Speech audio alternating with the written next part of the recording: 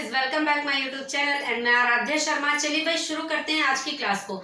देखिए भाई, आज हमें पढ़ना है हिस्ट्री। जैसा कि मैंने बताया था कि मैं इस चैनल पर जीएस पढ़ाऊंगी और जीएस में हम सबसे पहले दो टॉपिक लेकर चलेंगे, सिविक्स एंड हिस्ट्री। तो सिविक्स की कुछ क्लासेस, सिविक्स की मतलब हफ्ते में 3 क्लासेस आपको सिविक्स की मिलेंगी और 3 क्लासेस आपको हिस्ट्री की मिलेंगी, ठीक है।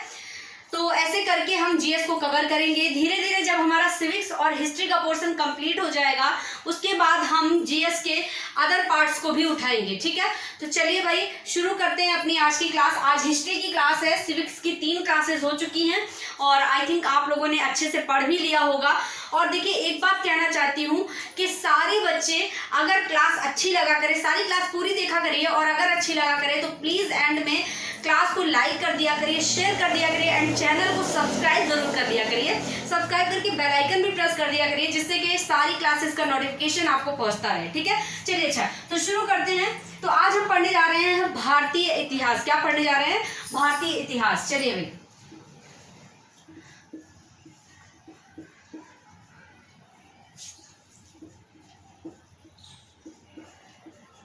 भारतीय इतिहास, ठीक है।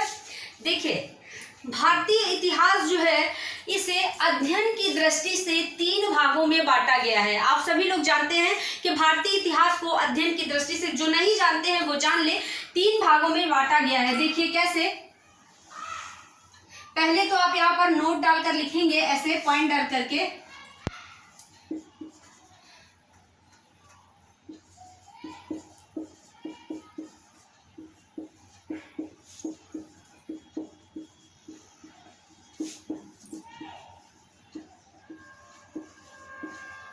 अध्ययन की दृष्टि से 3 भागों में बांटा गया है, ठीक है, बांटा गया है। आगे बात समझ में। अब ये कौन कौन से भाग हैं, ये भाग कौन कौन से हैं, तो देखिए जान लेते हैं। नंबर एक प्राग ऐतिहासिक काल।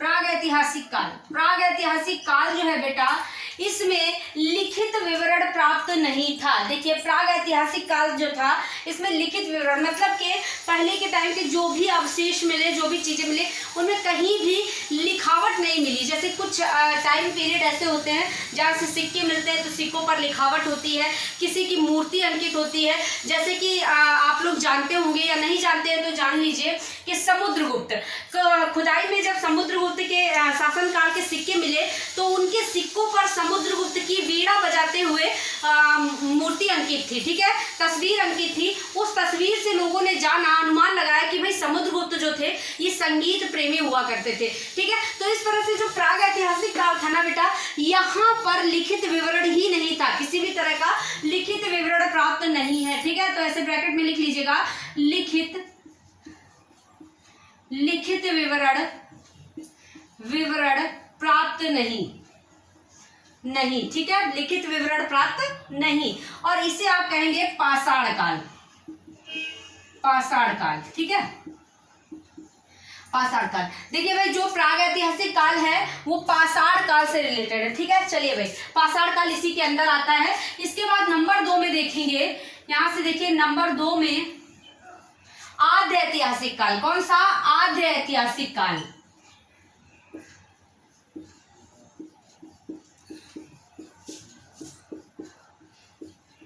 ऐतिहासिक काल, ठीक है, आद्य ऐतिहासिक काल। यहां पर इसको क्या कहेंगे? हड़प्पा सभ्यता, सॉरी, हड़प्पा सभ्यता। हड़प्पा सभ्यता से आप अनुमान लगा सकते हैं, आप जानते ही हैं सिंधु सभ्यता, जिसे आप कहते हैं सिंधु सभ्यता, वही है हड़प्पा सभ्यता, ठीक है। चलिए, यहाँ पर लिखित विवरण तो प्राप्त था, लिखित विवरण प्राप्त होने के बावजूद उसे पढ़ा नहीं जा सका, ठीक है। तो यहाँ लिखेंगे आप लिखित विवरण या लिखित साक्ष्य प्राप्त होने के बावजूद के युद्ध पढ़ा नहीं जा सका। ठीक है, पढ़ा नहीं जा सका। लिखित विवरण तो यहाँ प्राप्त हुआ लेकिन इसे पढ़ा नहीं जा सका बेटा। ठीक है, पढ़ा नहीं जा सका। चलिए नंबर 3 पर देखते हैं, जैसे कि हड़प्पा सभ्यता। हड़प्पा सभ्यता का जो लिखावट है उसे पढ़ा नहीं जा सका। ठीक है, तो ये जो जहाँ पर लिखित कुछ लिखा होगा, कुछ भी लिखा होगा, पर लोग समझ नहीं पाए कि वो लिखा क्या है, क्योंकि उस टाइम की लिखावट कुछ और थी, है ना, तो समझा नहीं गया, उसे समझ नहीं पाए लोग। चलिए भाई नंबर 3 में क्या है, ऐतिहासिक काल। नंबर 3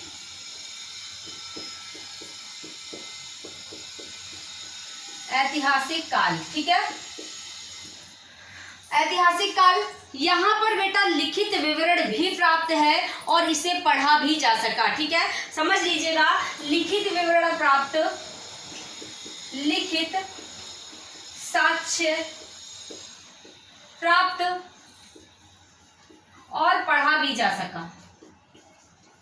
पढ़ा भी जा सका। ठीक है, यहाँ पर लिखित साक्ष्य भी प्राप्त हुआ जिसे पढ़ा भी जा सका। ठीक है, अब इसे क्या कहेंगे, इसका टाइम पीरियड वेदों के बाद का, वैदिक काल के बाद का, मतलब वेदों के बाद का टाइम, जैसे कि बौद्ध धर्म हो गया, जैन धर्म हो गया, वैष्णव धर्म हो गया, तो ये सारे के सारे जो धर्म, मतलब कि वेदों के बाद का टाइम पीरियड जहाँ पर लिखित विवरण भी प्राप्त था और उसे पढ़ा भी जा सका। ठीक है, गर्मी बहुत ज़्यादा है, चलिए, लिखित विवरण भी प्राप्त है और उसे पढ़ा भी चल सका। आई बात समझ में कि भारतीय इतिहास जो है इसे अध्ययन की दृष्टि से 3 भागों में बांटते हैं। किन किन 3 भागों में, प्राग ऐतिहासिक काल जहाँ पर लिखित विवरण प्राप्त नहीं था, आद्य ऐतिहासिक काल जहाँ पर लिखित विवरण तो था लेकिन उसे पढ़ा नहीं जा सका। ठीक है, ऐतिहासिक काल जहाँ पर लिखित विवरण भी था और उसे पढ़ा भी जा सका। ठीक है, चलिए आगे बढ़ते हैं।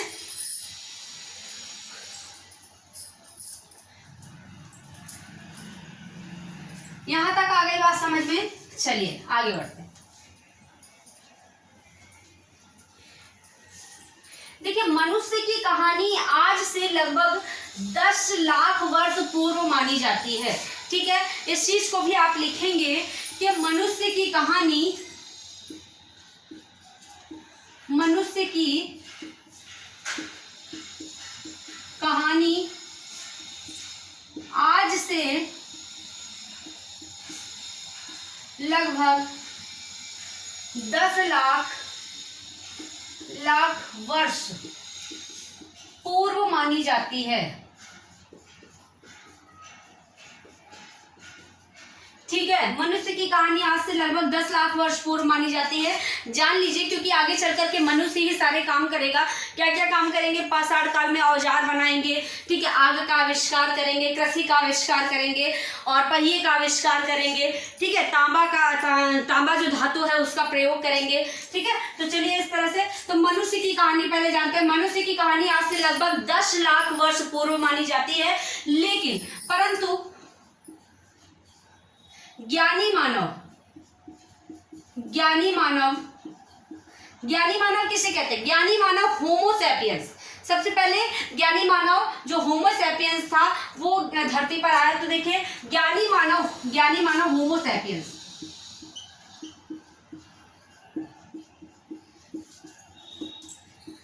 ज्ञानी मानव होमो सैपियंस का प्रवेश धरती पर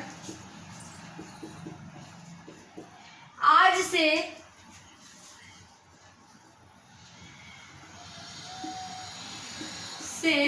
लगभग 30 या 40 हजार वर्ष पूर्व माना जाता है।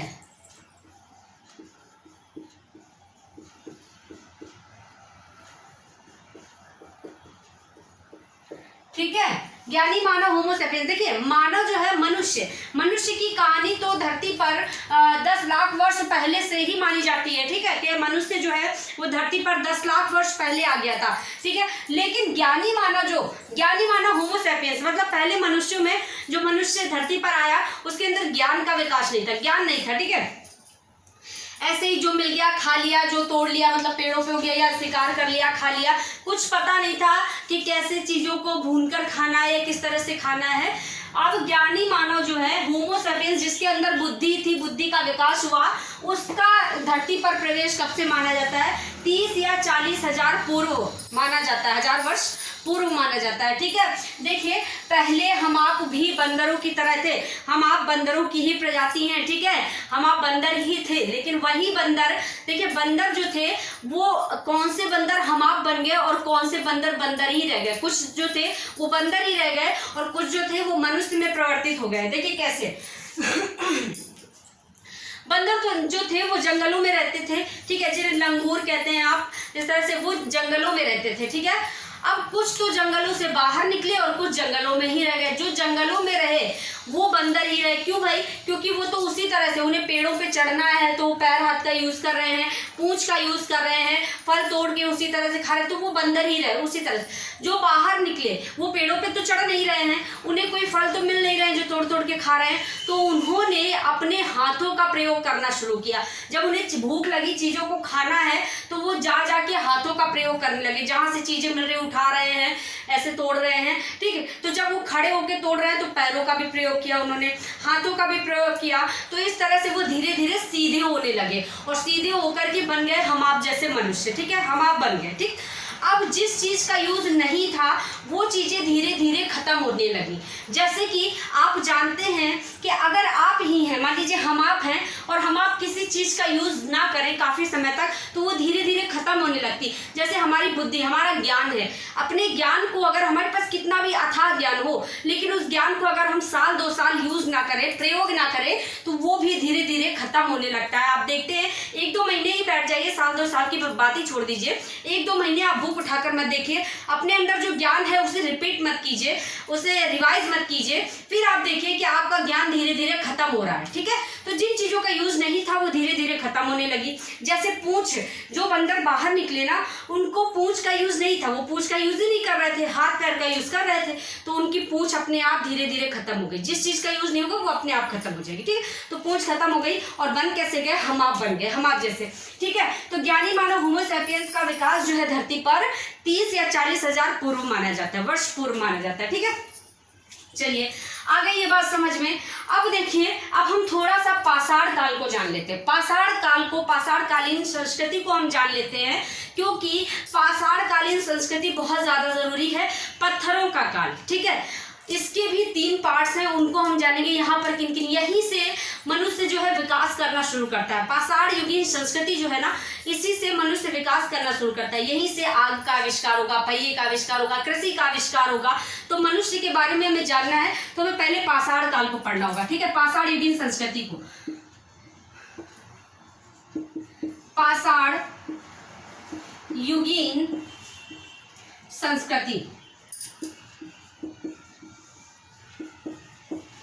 या पाषाणकालीन संस्कृति कह लीजिए, पाषाण युगीन संस्कृति कह लीजिए। बात देखिए, ठीक है, इसके भी 3 पार्ट्स हैं। कौन कौन से? पाषाण युगीन संस्कृति के भी 3 पार्ट्स हैं। कौन कौन से? देखिए, पुरा पाषाण नंबर 1, पुरा पाषाण काल, पुरा पाषाण काल। ठीक है, पुरा पाषाण काल, इसके अंदर क्या हुआ सारी चीजें अभी बताऊंगी। नंबर 2 में देखिए, नंबर 2 मध्य पाषाण काल, मध्य पाषाण काल। ठीक है, नंबर 2। नंबर 3 नव पाषाण काल। कौन सा? नव पाषाण काल। चलिए भाई, पाषाण काल के भी ये 3 पार्ट्स हैं, पुरा पाषाण काल, मध्य पाषाण काल और नव पाषाण काल। ठीक है, पुरा पाषाण काल मतलब पहले वाला, मध्य मतलब बीच वाला, नव मतलब नया वाला। ठीक है, तो पुरा पाषाण काल, मध्य पाषाण काल और नव पाषाण। देखिए, पुरा पाषाण काल में क्या काम हुए थे? पुरा पाषाण काल का जो मनुष्य था ना, ये टोटल शिकार पर निर्भर था। ठीक है, तो यहाँ पर आप करेंगे जीविका का आधार। पहला पॉइंट है यहाँ का जीविका। जीविका मतलब जीवन का आधार। ठीक है, जीविका का मुख्य आधार कृषि था। सॉरी कृषि नहीं, शिकार, अभी तो यहाँ पर शिकार होगा, ठीक है, शिकार ही करते लोग, अभी कृषि का आविष्कार नहीं हुआ, कृषि के बारे में लोग नहीं जानते, ठीक है। तो जीविका का मुख्य आधार शिकार था, शिकार था, ठीक है। यहाँ पर मनुष्य शिकार करता था, शिकार से ही मतलब जानवरों को मारा और ऐसे ही कच्चा ही खा गया। अभी फिलहाल आग का आविष्कार नहीं, यहीं पर पूरा पाषाण काल में ही आग का आविष्कार होता है, ठीक है। तो चलिए भाई दूसरे पॉइंट में लिख लीजिए, आग का आविष्कार हुआ, आग का आविष्कार, ठीक है भाई। पहले जो मनुष्य था वो शिकार करके ऐसे ही कच्चा ही खा जाता था, ठीक है, लेकिन धीरे धीरे क्या हुआ, मनुष्यों को पता लगा भाई आग भी जलती है, ठीक है। कभी ऐसे ही बैठे आपस में बैठे होंगे और उन्होंने आपस में पत्थरों को टकराया, पत्थरों को टकरा रहे हैं और पत्थर से चिंगारी निकल पड़ी, और जब वो चिंगारी निकली ना तो इन लोगों को पता चला कि भाई आग भी जलती, ये क्या चीज़ है, ये तो आग है, ठीक है। इन लोगों को पता लगा कि ये आग है, तो इन लोगों ने फिर आग जलाना शुरू किया। पहले पत्थरों से ही आग जलाई जाती थी, है ना, तो आग जलाना शुरू किया। अब जब आग के बारे में इनको जानकारी हो गई तो इन्होंने जो शिकार करते थे ना उसे भून कर खाना शुरू कर दिया, ठीक है। तो आग का आविष्कार पूरा पाषाण काल में हुआ, और जीविका का मुख्य आधार क्या था, पूरा पाषाण काल का शिकार था, ठीक है। तो आपसे पूछा जाए पूरा पाषाण काल में जीविका का मुख्य आधार, टिक कर दीजिएगा शिकार पर, ठीक है। आग का आविष्कार किस काल में हुआ, पूरा पाषाण काल में हुआ, ठीक है।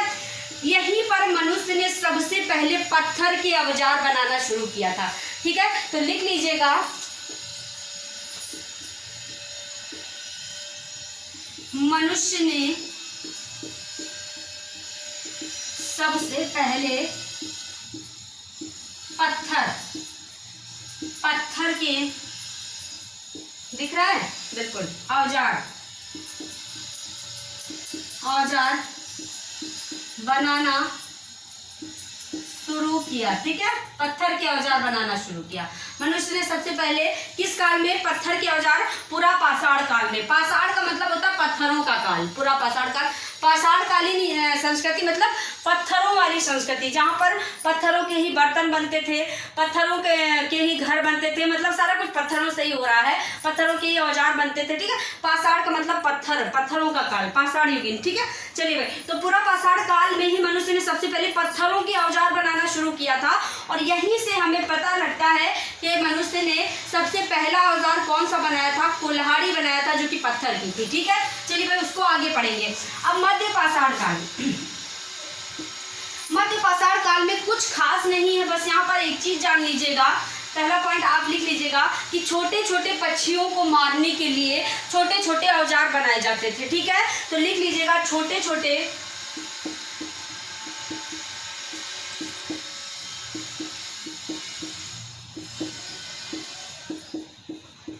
मारने के लिए छोटे छोटे औजार,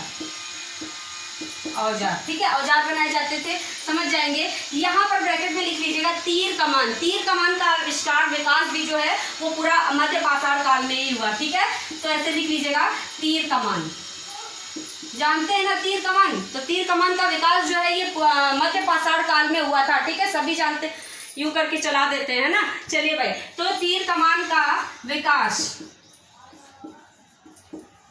ठीक, यहाँ पर कुछ खास काम नहीं हुआ, बस यही कि छोटे छोटे पक्षियों को मारने के लिए छोटे छोटे औजार बनाए जाते थे पत्थरों के ही, ठीक है। और तीर कमान जो है, जो आज भी चलता है, उसका भी विकास जो है मध्य पाषाण काल में हुआ, ठीक है। चलिए अब नव पाषाण काल के बारे में जानते हैं।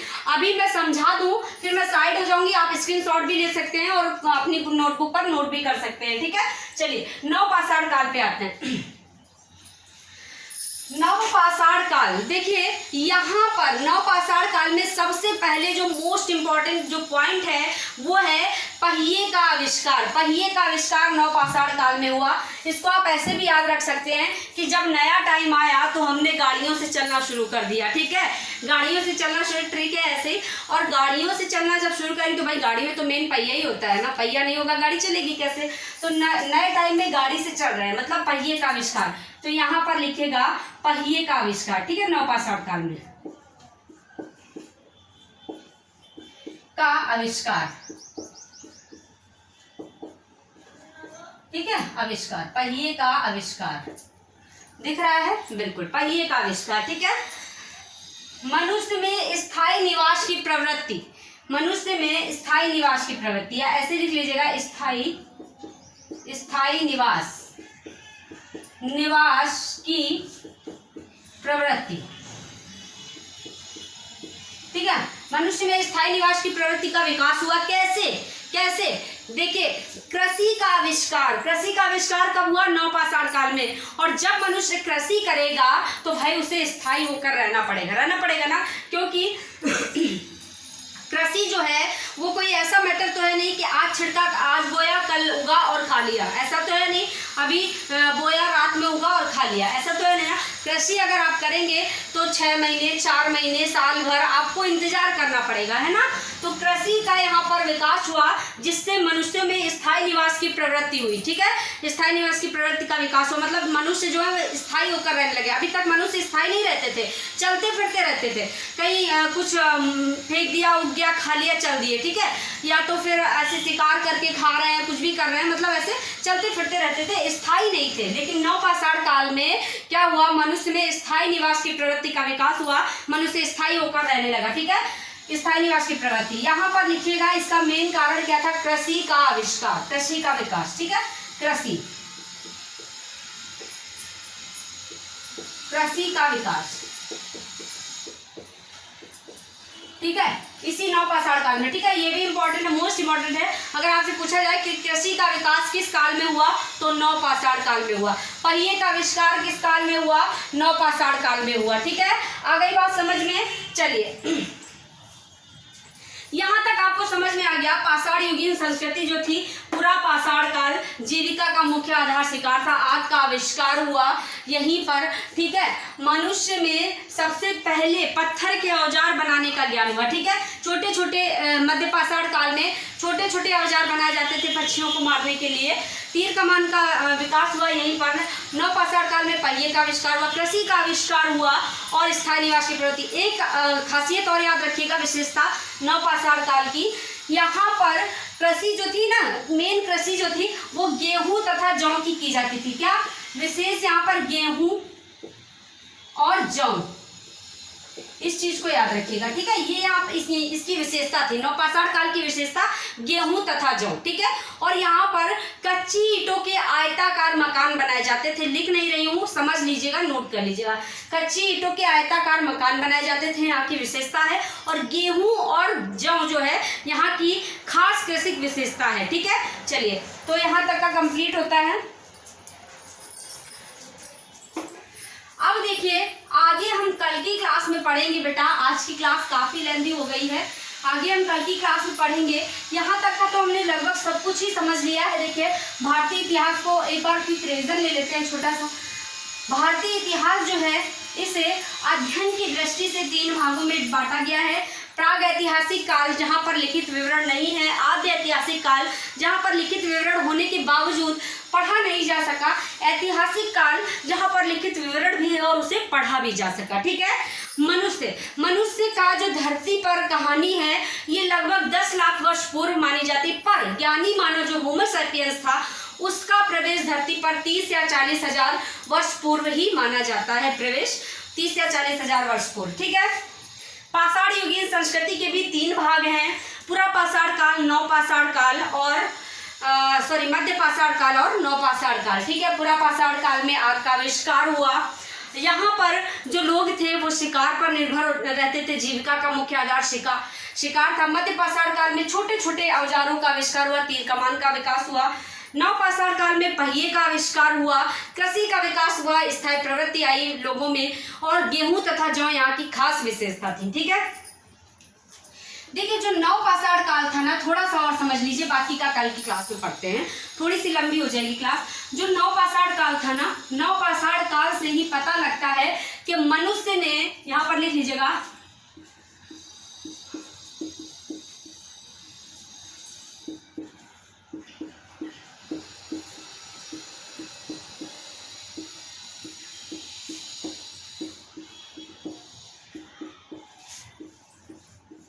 मनुष्य ने सबसे पहले कुत्ते को पालतू बनाया। को पालतू बनाया। ठीक है, आपसे पूछा जाता है कि मनुष्य ने सबसे पहले किस जानवर को पालतू बनाया। ठीक है, क्वेश्चन पूछा जाता है पेपर में, मनुष्य ने सबसे पहले किस जानवर को पालतू बनाया, तो मनुष्य ने सबसे पहले कुत्ते को पालतू बनाया। ठीक है, इस बात की जानकारी कहाँ से मिलती है, नवपाषाण काल से मिलती है। ठीक है, चलिए, मनुष्य द्वारा बनाया गया पहला औजार, द्वारा बनाया गया पहला औजार, तो भाई ये है कुल्हाड़ी। क्या है, कुल्हाड़ी। कुल्हाड़ी जो कि बेटा पत्थर की बनी थी, किसकी, पत्थर की। ठीक है, पता है आपको पाषाण काल में पत्थर के ये औजार बनते थे। तो मनुष्य द्वारा बनाया गया पहला औजार आपसे पूछा जाता है कुल्हाड़ी। ये सारे के सारे जो पॉइंट लिख रही हूँ ना, मोस्ट इंपॉर्टेंट है, ध्यान दीजिएगा इस पर। ठीक है, कुल्हाड़ी मनुष्य के द्वारा बनाया गया पहला औजार है। ठीक है, मनुष्य द्वारा प्रयोग की जाने वाली पहली धातु कौन सी थी, मनुष्य द्वारा प्रयोग की जाने वाली पहली धातु कौन सी थी बेटा, तांबा। तांबा। ठीक है, मनुष्य ने सबसे पहले तांबा धातु का प्रयोग किया था। किसका, तांबा धातु का। ठीक है, चलिए भाई, इसके बाद एक पॉइंट और जान लीजिए कि सबसे पहली मिश्र धातु कौन सी थी। सबसे पहली मिश्र धातु, यहाँ कर लीजिएगा, पहली मिश्र धातु कौन सी थी बेटा, कांसा थी। क्या थी, कांसा। ये किससे मिलकर बनती है, ये तांबा प्लस टिन से मिलकर बनती है। ठीक है, तांबा प्लस टिन। चलिए भाई, तो ये चीजें आपकी समझ में आ गई कि मनुष्य ने सबसे पहले किसको पालतू बनाया, कुत्ते को पालतू बनाया। ठीक है, मनुष्य जो है इसके द्वारा बनाया गया पहला औजार कौन सा था, कुल्हाड़ी था। ठीक है, मनुष्य ने सबसे पहले किस धातु का प्रयोग किया, तांबा धातु का। पहली मिश्र धातु कौन सी थी, कांसा थी, जो कि तांबा प्लस टिन से मिलकर बनती है। ठीक है, चलिए भाई, तो यहाँ तक का कंप्लीट हो गया है। अब कल हम जानेंगे हमारे प्राचीन भारतीय इतिहास के स्रोत, मतलब कि किन स्रोतों के आधार पर हम प्राचीन भारतीय इतिहास को समझ सकते हैं। ठीक है, चलिए भाई, तो आज के लिए इतना ही रखते हैं, क्लास काफी लेंथी हो गई है। कल की क्लास में आगे की चीजों को पढ़ेंगे।